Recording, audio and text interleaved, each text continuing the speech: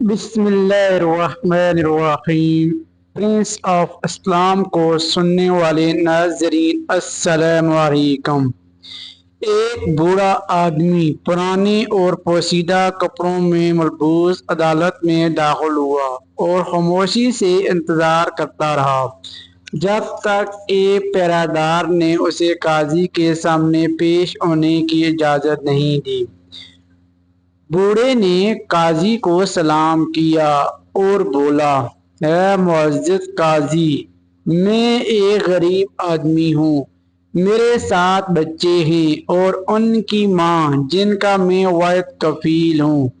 میرے پاس دنیا میں صرف ایک اصیل گھوڑا ہے جو میری کل دولت اور عزت ہے۔ اس کے علاوہ میرے پاس 2 چھوٹی الماریاں اور روشنی کے لیے ایک چراغ ہے۔ میں ایک چھوٹی سی کھیت میں رہتا ہوں جس کے ارد گرد سایہ دار درخت ہیں۔ قاضی نے بوڑھے کی بات سن کر مختصر کرنے کے لیے کہا، میں سمجھ گیا ہوں اے محترم بزرگ کہ تمہارے لیے تمہارا گھوڑا بہت قیمتی ہے اور تمہیں اس کے بغیر مشکلات کا سامنا ہوگا، مگر براہ کرم اپنی بات صاف کرو اور اصلی معاملہ بتاؤ۔ بوڑھے کی آنکھوں میں آنسو آ گئے، جسے دیکھ کر قاضی نے اسے بیٹھنے کو کہا اور بولا کہ اپنی بات جاری رکھو۔ بوڑھے نے کہا شروع کیا، 3 دن پہلے ولی کے سپاہیوں نے میرے کھیت پر دعویٰ بولا، مجھے اور میرے بچوں کو مارا پیٹا اور جو کچھ بھی میرا تھا وہ لوٹ لیا، خاص طور پر جو ہلکی اور قیمتی چیزیں تھیں۔ اے قاضی، مجھے انصاف دلاؤ اور میرا مال واپس دلاؤ۔ ان چوروں کو قید میں ڈال کر سزا دو۔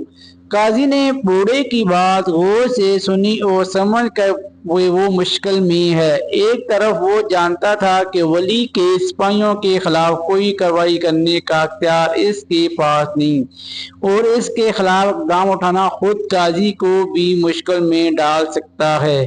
دوسری طرف وہ یہ بھی نہیں چاہتا تھا کہ بوڑھا آدمی جا کر لوگوں سے کہے کہ قاضی نے اس کے لیے کچھ نہیں کیا۔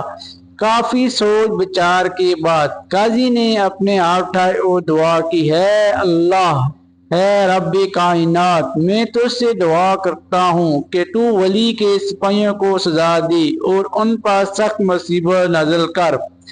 پھر قاضی نے بوڑھے کو دیکھا جو ابھی بھی اس کی طرف امید بھری نظروں سے دیکھ رہا تھا۔ قاضی نے کہا، یہ لوگ ظالم اور جاہل ہیں جنہیں کبھی اخلاقیات اور تربیت نہیں ملی۔ یہ لوگ دنیا کی بگاڑ میں سب سے آگے ہیں اور ان کے لیے حلال اور حرام کی کوئی تمیز نہیں۔ ہم اللہ کا شکر کرتے ہیں کہ ان کی تعداد کم ہے، ورنہ ان کی مخالفت کرنا بے فائدہ ہے۔ قاضی کی دعا اور باتوں کے دوران بوڑھے آدمی چپ چاپ واپس پلٹنے لگا۔ قاضی نے حیران ہو کر کہا، کہاں جا رہے ہو؟ بغیر سلام اور اجازت جانا مناسب نہیں۔ بوڑھے نے مڑ کر قاضی کو دیکھا اور کہا، اگر تم جیسے قاضی صرف بددعائیں اور گالیاں دے سکتے ہیں اور کوئی انصاف نہیں کر سکتے تو میں اپنی پڑوسن بڑھیا کے پاس جاؤں گا جو دن رات گالیاں دیتی ہے۔